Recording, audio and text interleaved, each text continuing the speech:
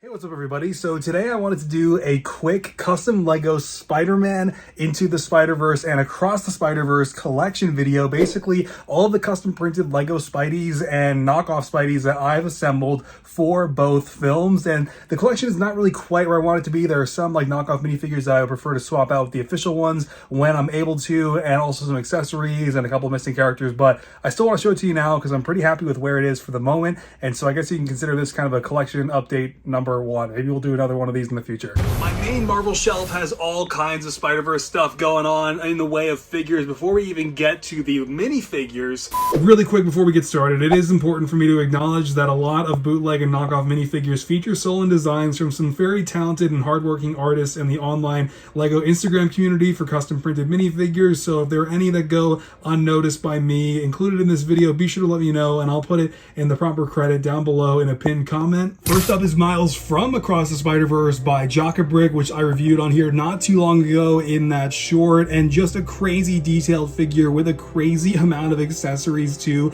all of which I covered in that video, and just how detailed the figure actually is to where you can only see all of the texturing when it's held under a light. For the unmasked head, I'm actually using the serious expression from the Firestar Toys variant of Miles, a really great mention, by the way, that I recommend for sure, since the Jock-a-Brick Miles is a lot harder to come by now, but I do like the face from the Firestar Toys one, and I've got a custom hairpiece on there painted by me from Benson Bone. The 3D print is awesome, although I think I might need to add a shade to it because I'm not quite sure how I feel about the matte effect on it. Actually, I think we're just gonna go ahead and start adding that shade on there right now. And I'm the kind of guy that just loves to have kind of like a story going on in the collection and just things happening, things looking alive.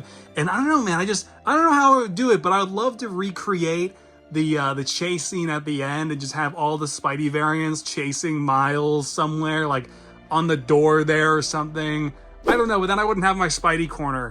Man, I can't believe I almost passed this up. Spider-Gwen. Never had a proper Gwen Stacy variant like this in the collection from Spider-Verse, and I am so thrilled to have picked it up. I delayed this whole video just waiting for this one from Lifebrick. Of course, this also got its own short on the channel not too long ago, and the detail is just astounding. Once again, one of the most impressive and possibly greatest Lego minifigures I think I have ever owned. I mean, the detail is just insane with how much printing is achieved, wrapping around all sides of the minifigure, all over the hood, all around the legs, the arms. It is insane. And the unmasked head, again, is just crazy with an incredible likeness and a hairpiece that has not only multiple colors going on, but shading. I mean, I have just really never seen anything quite like this in the custom Lego printed minifigures community. The sad face making me cry yet again, looking like it's straight out of one of the scenes with her dad, or maybe when she's about to jump through the portal while Miles is invisible, or I don't know, the scene where we're supposed to be the good guys. I love these expressions, but also the alternate masked head with that texturing wrapping all around it as well with the squinting eyes. I just cannot gush over this minifigure enough. It is insane. Peter B is easily one of the most makeshift figures in the whole collection. He's got the slice of pizza and the squinty eyes and the gray sweatpants, but otherwise it's just kind of like one of those 2018 Spider-Man figures, I think. I don't even remember where I got these pieces from, but it's at least fun. And I've got him this custom printed Firestar Toys head along with this hair piece by Brick, I believe. And this was an idea from Brett, I think, Geek Lover 40 over on Instagram several years ago. And as for his Across the Spider-Verse look, I don't use this as much, but I do have a knockoff kit with the full outfit, the full pink robe and everything. And I just realized it actually also has the little gauntlet there from the Spider Society printed on the wrist. I didn't notice that until just now, but in any case, this is how Peter B's got to look in the collection for the moment until I can somehow one day get one of the higher end printed versions. Honestly, of the last few that I've shown you, I think worst of all is probably this Spider-Punk bootleg. I mean, this is just not great. It's got a Yondu fin. The guitar kind of looks like a, I don't know, man. It's all right. I think this might actually potentially be a stolen design. I really hope not. If it is, let me know in the comments, and of course, I'll drop it in the pinned comment, of course. But cool design work, wrapping around all sides.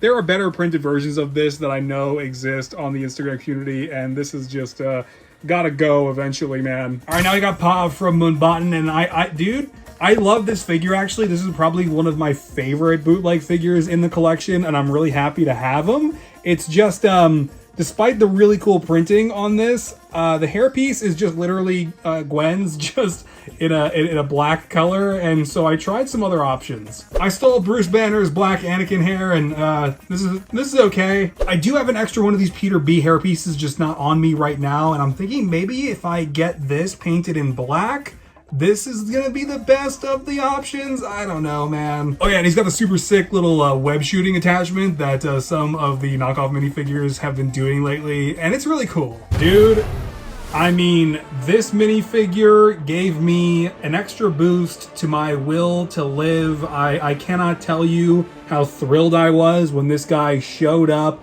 and fully delivered on my every expectation cross-check figure. I mean, blew me away with their version of Miguel O'Hara's Spider-Man 2099, manufactured pretty quickly too, with about a 6-month turnaround window, I think, even with changes they made after seeing the movie. I love this minifigure. I just need an unmasked head. Oh, sorry, don't mind me cutting in from the future here, but I just got this really cool Bone Acuna in from Jedi Survivor by one of my best friends, Andrew Vu, over at AV Figures, was kind enough to send this out to me, and I really wanted to try the head out on Miguel. I think this is kind of awesome. I love this. This is so cool.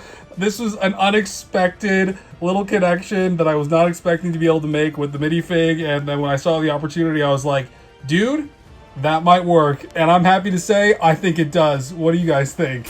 But Miguel here and Gwen are like two of my favorite Lego minifigures I have ever owned ever, and I'm just so thrilled to have had them so well represented in my collection now. And the review is on the channel, by the way, if you didn't see that one from a number of months ago, last year actually, holy crap. But yeah, man. In comparison, the Spider-Woman knockoff minifig that I have here is kind of ass. Jessica Drew here is just, I mean, she doesn't even look pregnant. I mean, this is, I don't even have her bike. The face kind of sucks. She's got a Monica Rambeau hairpiece on, which I think is okay. But otherwise, I mean, I'm glad that she's in the collection, but this is just not ideal. Finally, we got Ben Reilly. Dude, I'm not gonna lie, I'm not the biggest Ben Reilly fan on the planet. I don't know much about the guy. I don't even know which variant this is, but it looks cool, and it's like the best of the knockoffs that I saw. Firestar Toys has a much better printed version that I have to get to replace this guy with, but he definitely is holding the position well in the collection for the time being, and I am happy to have him. And I also decided that he looks actually pretty okay with the little Spider-Verse Spidey Sense piece that Jockabrick printed for their Miles, so I think that looks kind of fun, and looks even better on the shelf. So Miguel and the team are looking for Miles both on the ground and up on the top shelf.